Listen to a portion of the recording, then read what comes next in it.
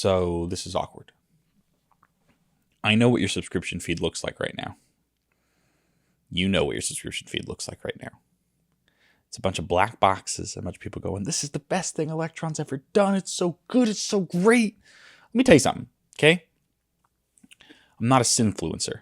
I'm not always on the hot new thing. I don't care about the hotness. I don't care about making content, okay? I'm here to educate you and to teach you how to better use the Octatrack.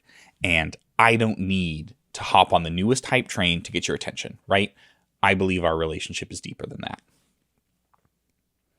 Okay, fine, you got me. My syntakt isn't here yet, okay? It's en route.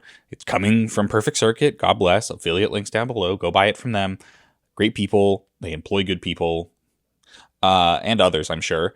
And yeah, so I don't have it yet. But it's coming, and I'm going to make a bunch of videos on it, and you're going to love it. I'm going to make sample packs. I'm going to make so much content. You're going to not know what to do with yourself. You're going to see all these other videos. You're going to say, no, I don't want to watch anything insightful or smart or informed. I want to watch Dan press some buttons and go, oh shit, this rips. And I thank you for that. I really do. I appreciate that. But it leaves us in the awkward position of today being kind of a limbo of sorts. You know, I could wait until it gets here on Monday, but then I'm not getting that Patreon cash. And brother, I don't know if you've seen this whole situation here, this whole toy situation I got going on, but I need the cash. So if anyone wants to make a friendly donation to the Warhammer Addiction Fund, please feel free to shoot that my way. No, but seriously, I've missed making videos. It's been kind of an unprecedentedly weird and fucked up time in my life in terms of my health and my family's health. It's just kind of been nonstop. So making videos this year has been really tough, but I've really missed it. And so I'm back now with a truly messy desk to just show you some stuff I've been working on.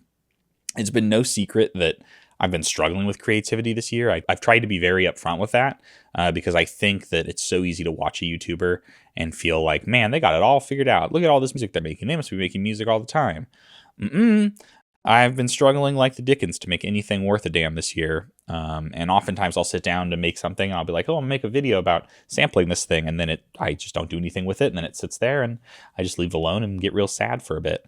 But something I did yesterday was before work. I just went and I did something I've talked about doing in the past. I actually made a video about it, which you can find up here, which is about using your old projects for inspiration, going back to unfinished work and trying to, pull something from that, reinterpret something, just iterate with a fresh mind. Because I think that there's like this period of time when you're working on music where you're excited and it's new and interesting, and then it's a very fine line, and then you're annoyed and you're bored and you just want to do something else or make something else. And that's why so many things sit unfinished. But if you let enough time pass and you come back later, you might find that what was annoying and old and boring is actually now kind of new again. And you find yourself coming at it with a new perspective or with new ideas. You're less burnt out. And so you can kind of just go for it. So I have two projects I want to show you today. This is going to be a very laid-back video. I don't even really know how much technique I'm going to talk about today. We're kind of just killing time, as it were, until that beautiful black Digibox arrives on my desk and I can make a bunch of booms and baps and sounds and blips and blops. I've actually not heard a single sound it makes. That might sound crazy, spending $1,000 on something you've never heard make a single sound, but I know I'm going to like it. I am basically an Apple fanboy at this point. I'm going to buy the product. I am going to consume new product. And you're going to consume me consuming that product. And in that way, it's kind of the Ouroboros of capitalism, isn't it, my friend? Let's just eat each other's ass, I guess is what I'm saying. Anyway, so this first project here, I've called Down, and I called it that because I wrote this when I was feeling real sad on myself. Both this track and the sample, I sampled myself, again, Ouroboros kind of situation here. And yeah, let me pop my headphones on and we'll take a listen.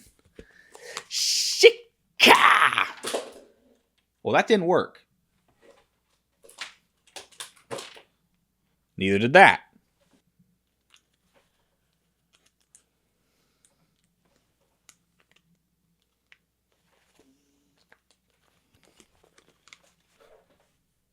First try.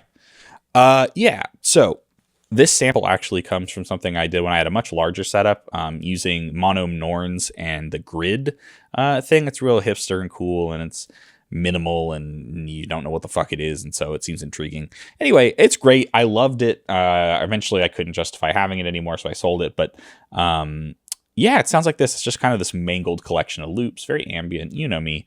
So let's listen.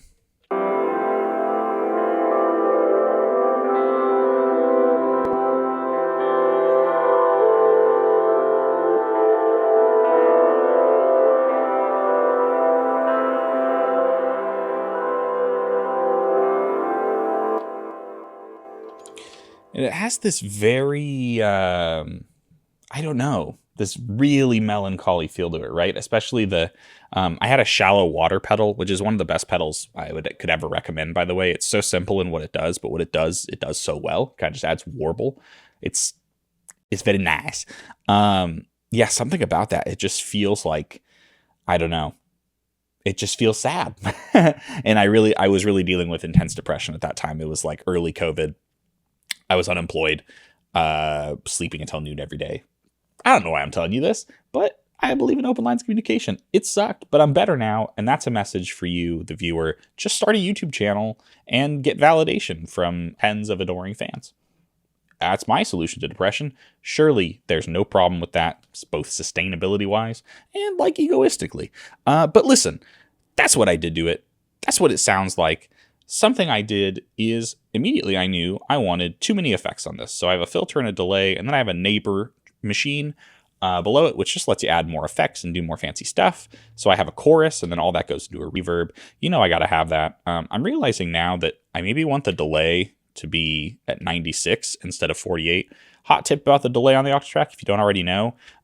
Anything but 96, 48, 24, and 12. And I guess to a lesser extent 128, is not synced in any way, and it's a big fucking problem. And I just fucked myself here. Hold on, so let me get back to it. Shabow. Anyway, so I realized that the delay is kind of short, so I want to see how it sounds a little more longer.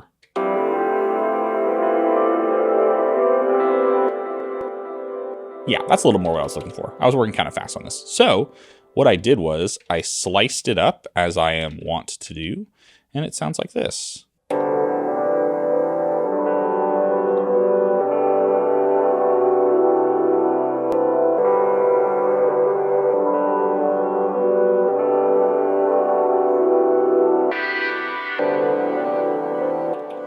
So real typical Octodad stuff here. It's pitched down, just kind of sliced, and I have a really simple beat that I actually put down before, sometimes because it's hard to find a rhythm in pure ambience, and just having a simple drum beat can help you kind of get there. So it sounds like this.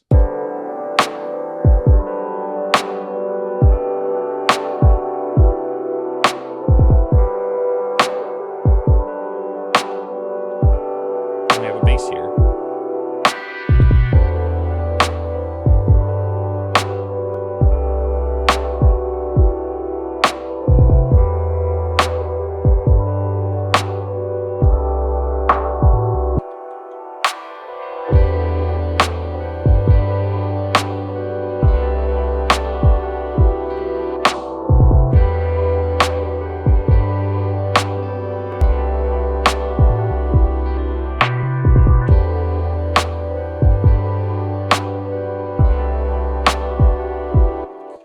I really, really like that. I feel really good about it. I think it carries forward that really sad vibe of the source material.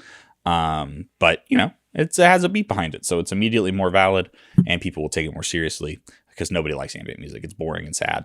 And, like, where is the drums? Something that I wanted to talk about was that when I initially did this, literally all I had was this.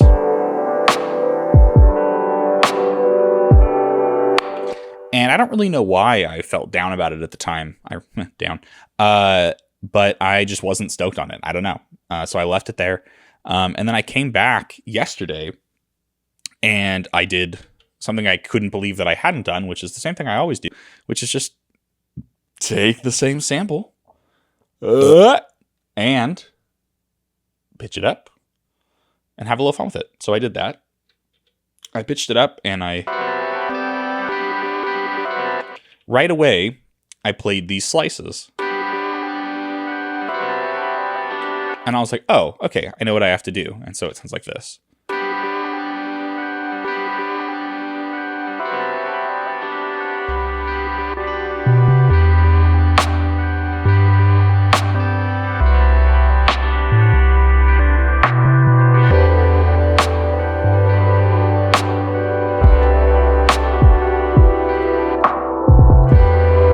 Yeah, and I don't know, something about just that adds so much kind of texture and I don't know.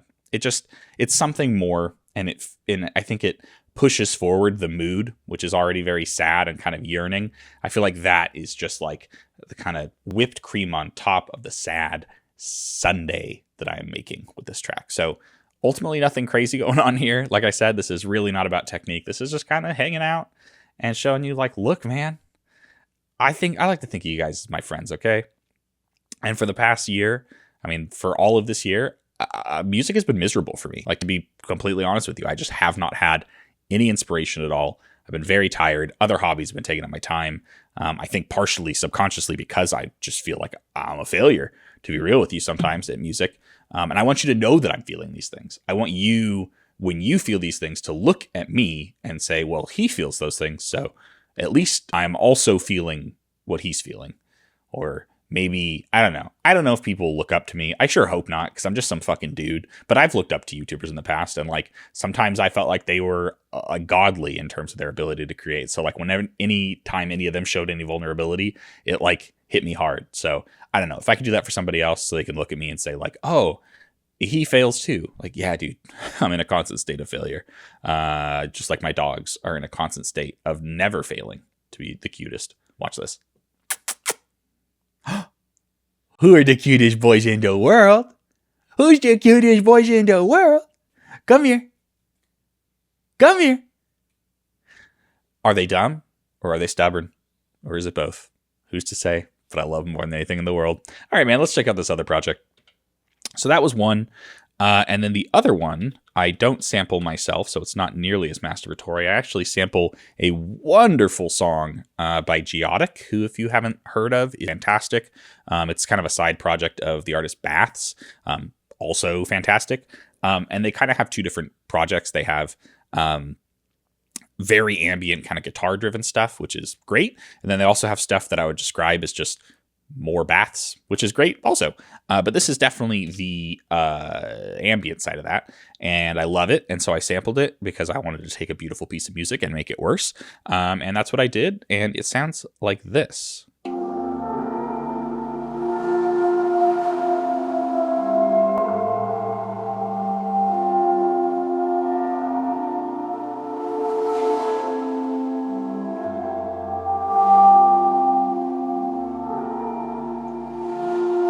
Oh, God, I love that.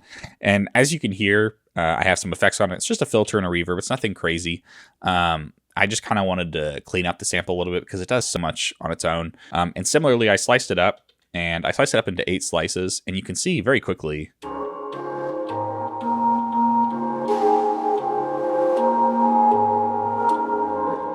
it slices very well. And I love when that happens because sometimes I'll slice up some of my favorite stuff and it just doesn't quite work the way I want it to.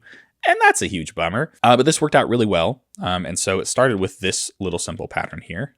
And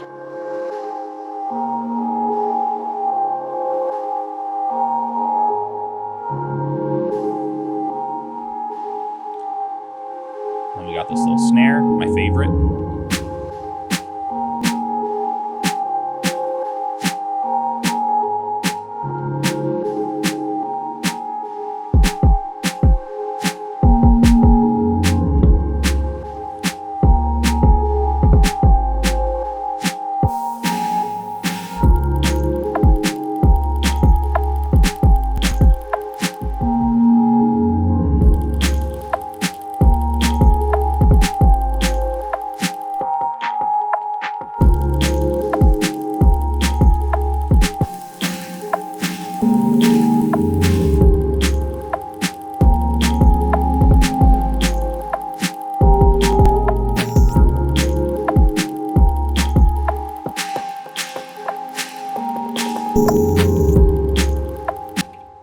Yeah, man, that's so much fun. It sounds so good. I had such a good time making that.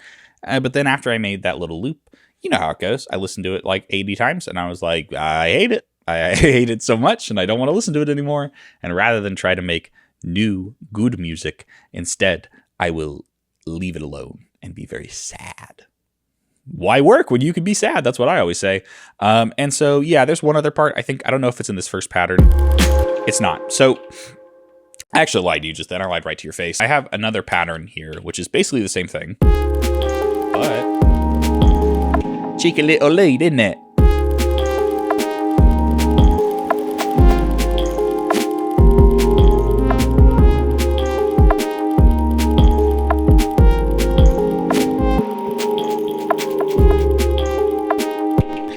And you'll notice something else I've done is I've changed parts, and that's because I wanted to have one of these little breakdowns. Gotta have delay, right? Big washy ambience. And you filter back. Yeah.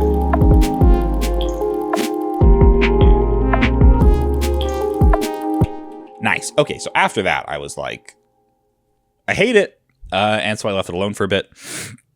But I came back yesterday, and I just started sort of messing with stuff. This is kind of a funny little crossbreeding of hobbies here. Something that I've really enjoyed in painting miniatures, is this sort of freedom I feel to not care if I fuck up and to just try things.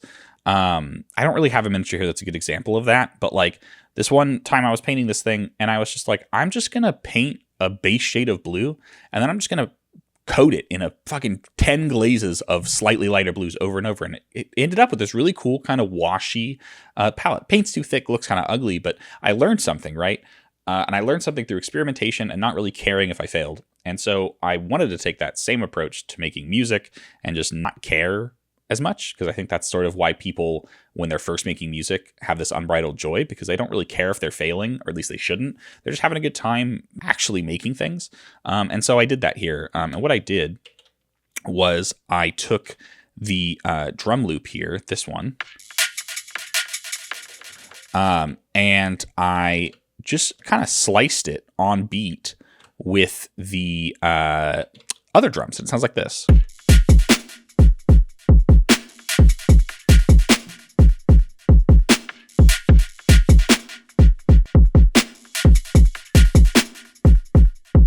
You can see I'm in part 3 now, and that's so I can put different effects on it and do some other stuff, which we'll get to in a minute. So it has this kind of like, washy breakdown, kind of slow down feel to it, which I really enjoy. And so I wanted to do some fun stuff with the sample itself. I changed some of the slices a little bit, but mainly what I'm doing is modulating the amplitude modulation, frequency, and depth here to get this sort of...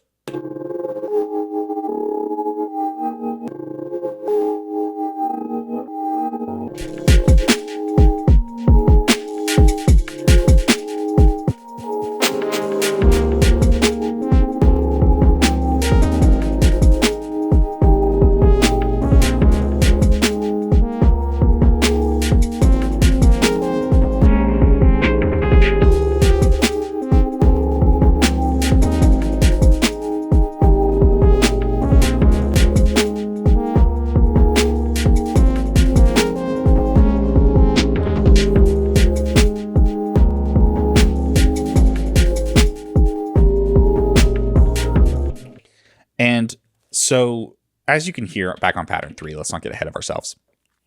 I've really dirtied up the bass. Oops. Ooh.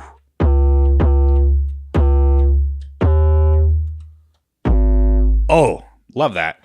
And that's to sort of punctuate that kind of plucky, the sort of plucky, glitchy sound of the sample and the sort of washiness. I don't know. It just feels... I guess because there's so much washy stuff going on with the drum loop, I don't really want long sustained bass notes because it's just going to get muddy really fast. And this is arguably still muddy, but you get what I'm going for here. And then also I did the thing which is my least favorite thing to do, but it's effective because, hello, it's melodic development. I wrote a new melody and kind of iterated on it a bit. And if you listen, let's just listen to the melody and the bass. You can hear that the melody kind of develops over time because of trigger conditions. So I'll just go ahead and hit play and you'll hear what I'm talking about.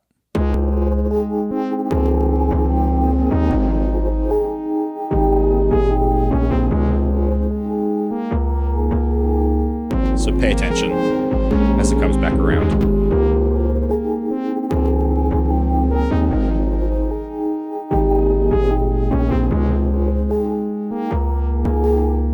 And now a third time.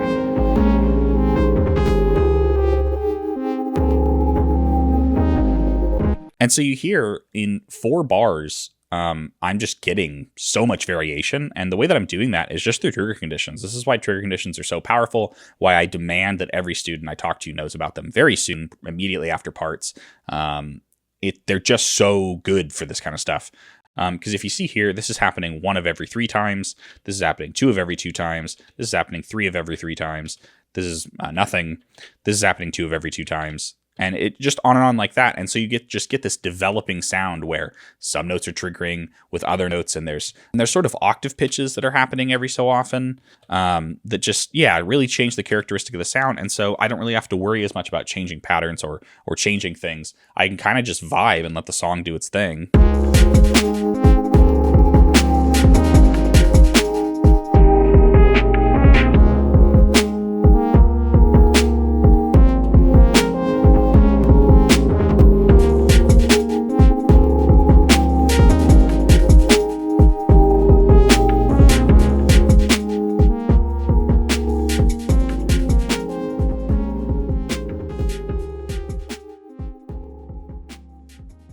Yeah, that's music, baby. We did a music.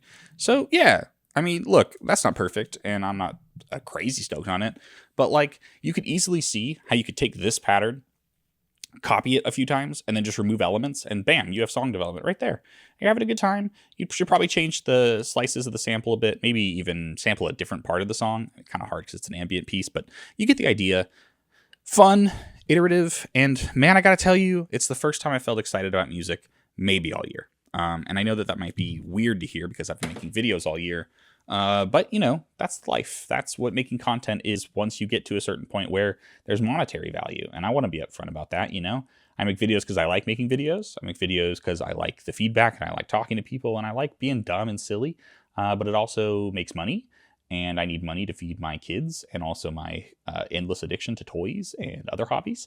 And so, yeah, sometimes, any YouTuber will understand. You push yourself to create even when you don't want to or feel like you have anything to offer. And for me, I kept doing it because I hoped that it would push me somewhere, that it would get me to have something to offer. And I feel like I'm finally there. And it feels really, really good. So this is perfect timing because I cannot wait for the syntakt to get here. I have not heard a single sound from it. I just want to explore. And I think I'm going to do that with you guys. I want to have just kind of like a video series of just like unboxing, unpacking, both conceptually and physically, what that device is, what it can offer, and what I can learn from it, and what it has to offer for me musically and for you musically. And just kind of town. But I think that's going to do it for me today. I have to get back to work. It is a Friday after all, so things should be pretty chill. But I do have a job to do. So I am going to do that. I'm going to head back there. And I will see you guys next week on the Flip Flop with a syntakt video, ideally. FedEx, don't fail me now. And I want to thank you guys so much for hanging out. You could have picked anybody to hang out with today, and you chose to hang out with me, a guy with paint all over his desk, toys strewn about, and I can't even say they're my kids. They're just mine. It's a real Santa's workshop up in here. I don't know what to tell you. I just love the dang things. So anyway, I will see you next week. And until then, I love you more than I love the feeling of finally rediscovering my creativity. Feels really good, but I love you more. I will see you guys next week.